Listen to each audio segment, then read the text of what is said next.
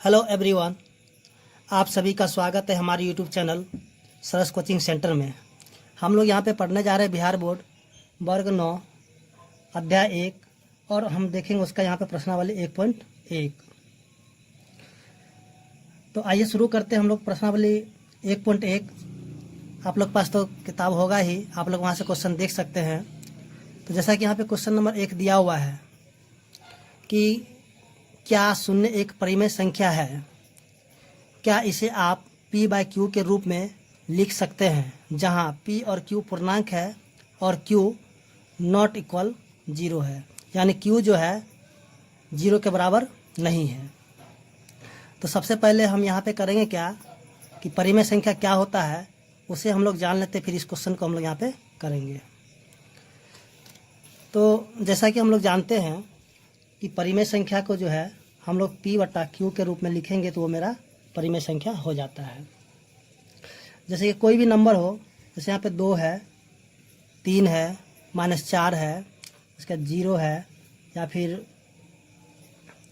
यहाँ पे 5/8 है, माइनस में 3/7 है, या फिर -1/5 है। तो ये सब जो है मेरा परिमेय संख्या है। देखिए जैसे जो है p/q मतलब क्या, देखिए ऊपर में कोई अंक होना चाहिए और नीचे भी कोई अंक होना चाहिए, तभी हम उसको बोलेंगे वो परिमेय संख्या है। जैसे कि यहाँ पे 2 है, 2 के नीचे में कुछ भी नहीं, तो यहाँ पे 1 छुपा हुआ रहता है, तो यहाँ पे 1 हम लिख सकते हैं। उसी तरह 3 के नीचे कुछ भी नहीं, तो यहाँ पे भी हम यहाँ पे 1 लिख सकते हैं। उसी तरह यहाँ पे -4 है, तो इसके नीचे कुछ भी नहीं, तो हम यहाँ पे 1 लिख सकते हैं। वैसे 0 के नीचे कुछ भी नहीं, तो यहाँ पे 1 हम लिख सकते हैं। यानी इसको भी हम p/q के रूप में लिख सकते हैं, इसे भी हम p/q के रूप में लिख सकते हैं और इसे भी लिख सकते हैं। यानी यहाँ जो भी जितने भी अंक है ये सारे के सारे p/q के रूप में लिखा हुआ है। तो देखिए अब जो है रेशनल नंबर यानी कि परिमेय संख्या कौन सी नहीं होता, जैसे कि यहाँ पे जो है अगर कोई नंबर हो और नीचे में 0 है तो वो जो है परिमेय संख्या नहीं होता है। तो यानी कि p जो है एक पूर्णांक संख्या, यहाँ पे q जो है पूर्णांक संख्या नहीं है कि 0 के बराबर, तो ये परिमेय संख्या नहीं है। तो ये मेरा परिमेय संख्या नहीं है। तो उसी तरह यहाँ पे जो जैसे क्वेश्चन दिया हुआ है कि क्या शून्य एक परिमेय संख्या है, क्या इसे आप p/q के रूप में लिख सकते हैं, तो हम इसे लिखते हैं हाँ, शून्य एक परिमेय संख्या है। इसे हम p/q के रूप में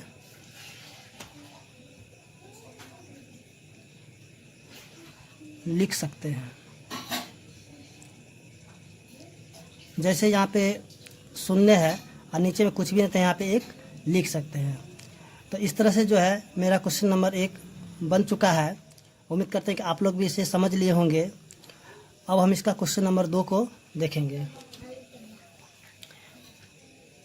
तो जैसा कि यहाँ पे क्वेश्चन नंबर 2 दिया हुआ है कि 3 और 4 के बीच में 6 परिमेय संख्याएं ज्ञात कीजिए।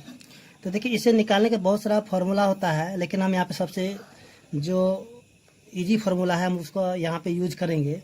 जैसे कि यहाँ पे 3 है और यहाँ पे 4 है, तो इसको हम यहाँ पे लिख लेंगे 3 और यहाँ पे लिख देंगे 4। अब हम यहाँ पे निकालना कितना, 6 परिमेय संख्या। तो हम क्या करेंगे, 6 में जो 1 जो है आगे मतलब इसको बढ़ा देंगे, यानी कि 6 में 1 जो है 7 हो जाएगा। तो हम करेंगे क्या, 3 को जो है 7/7 से यानी कि 7/7 से गुना करेंगे। उसी तरह 4 को भी हम 7/7 से गुना करेंगे।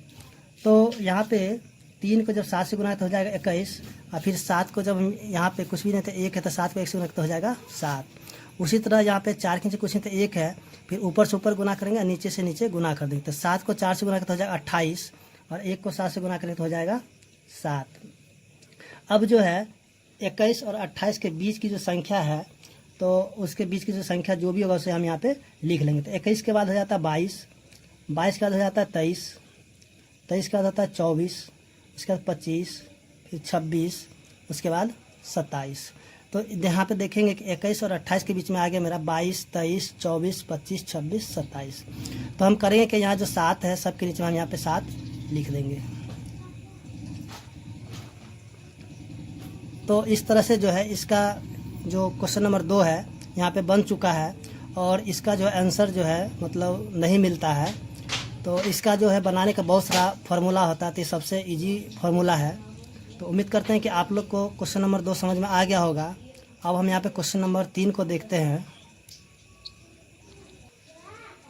जैसा कि हम लोग यहाँ पे देख रहे हैं, क्वेश्चन नंबर 3 दिया हुआ है कि 3/5 और 4/5 के बीच 5 परिमेय संख्या ज्ञात कीजिए। तो इस क्वेश्चन को भी हम लोग क्वेश्चन नंबर 2 की तरह ही करेंगे। जैसा कि यहाँ पे 3/5 है, इसको भी हम यहाँ पे लिख लेते हैं। फिर यहाँ पे 4/5 है, इसको भी हम यहाँ पे लिख देते हैं। तो यहाँ देखेंगे दोनों का जो हर एक समान है, तो यहाँ पे हमको करना कुछ भी नहीं है। तो यहाँ पे हम देखेंगे, यहाँ पे हमें निकालना है 5 परिमेय संख्या। तो हम क्या करें, 5 में हम 1 बढ़ा देंगे, तो यहाँ पे हो जाएगा 6। तो यहाँ पे करेंगे क्या, ऊपर भी 6 से गुना और नीचे भी 6 से गुना। उसी तरह यहाँ भी ऊपर भी 6 से गुना और नीचे भी 6 से गुना। अब हम करेंगे क्या, ऊपर से ऊपर गुना और नीचे से नीचे गुना करेंगे। तो ऊपर से ऊपर गुना करते हो जाएगा 18 और नीचे से नीचे गुना करते हो जाएगा 30। उसी तरह ऊपर से ऊपर गुना करेंगे तो हो जाएगा 24 और नीचे से नीचे गुना करेंगे तो हो जाएगा 30। तो अब जो है यहाँ पे करना क्या है कि 18 और 24 के बीच की जितनी भी संख्या है उसे हम यहाँ पे लिख लेंगे। तो 18 के बाद हो जाता है 19, 19 के बाद हो जाएगा 20, 20 के बाद 21, उसके बाद 22, उसके बाद 23, और इन सभी के नीचे हम क्या करेंगे, 30 लिख देंगे। जो इनका जो हर है यहाँ पे 30 लिख देंगे। अब हम यहाँ पे देखेंगे कि जो संख्या अगर जो कट जाएगा उसे हम यहाँ पे काट देंगे। तो जैसा कि हम यहाँ पे देख रहे हैं कि ये 0 से 0 कट जाएगा। उसके बाद ये दोनों जो 3 के पारा से कटेगा, तो यहाँ पे 3 का पारा में 7 बार में कटेगा, ये 10 बार में कटेगा। उसी तरह यहाँ पे जो है दोनों 2 के पारा में कटेगा, तो कट जाएगा 11 बार में, ये कट जाएगा 15 बार में। तो अब हम क्या करेंगे, इनको फिर से यहाँ पे लिख देंगे। 19/30, उसके बाद 2/3, 7/10, 11/15, 23/30। तो इस तरह से जो क्वेश्चन नंबर 3 का मेरा आंसर आ चुका है। तो इसका आंसर जो किताब से नहीं मिलेगा, क्योंकि इसका बनाने का बहुत सारा फार्मूला है। तो उम्मीद करते हैं क्वेश्चन नंबर 3 आपको समझ में आ गया होगा। अब हम यहाँ पे देखेंगे क्वेश्चन नंबर 4।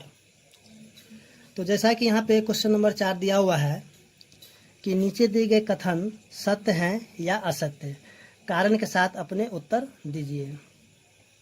तो जैसा दिया हुआ है पहला क्वेश्चन कि प्रत्येक प्राकृत संख्या एक पूर्ण संख्या होती है। तो देखिए ये जो है मेरा हो जाएगा, ये हो जाएगा सत्य। क्यों? क्योंकि देखिए प्राकृत संख्या जो होता है हो जाता है 1, 2, 3, 4, इस तरह से मतलब जो है अनंत तक ये चला जाएगा। तो ये हो जाएगा प्राकृत संख्या। उसी तरह हम देखें पूर्ण संख्या जो हो जाता है यहाँ पे 0, 1, 2, 3, 4। तो ये भी जो है मतलब कि जो है अनंत तक ये चला जाएगा। तो कहने का मतलब ये हुआ, तो यहाँ पे जो है ये प्राकृत संख्या है और ये पूर्ण संख्या है। तो पूर्ण संख्या में जो है प्राकृत संख्या में अगर हम 0 लगा देंगे तो ये क्या हो जाएगा, पूर्ण संख्या, प्राकृत संख्या अगर 0 लगाए तो वो पूर्ण संख्या हो जाता है। तो ये क्या हो जाएगा, मेरा सत्य हो जाएगा। उसी तरह यहाँ पे हम देखेंगे दूसरा क्वेश्चन कि प्रत्येक पूर्णांक एक पूर्ण संख्या होती है। देखिए पूर्णांक संख्या होता क्या है कि इसमें जो है कोई भी संख्या माइनस में भी होगा और प्लस में भी होगा। जैसे -1, -2, 3, उसके बाद जो है प्लस में 3, फिर 4।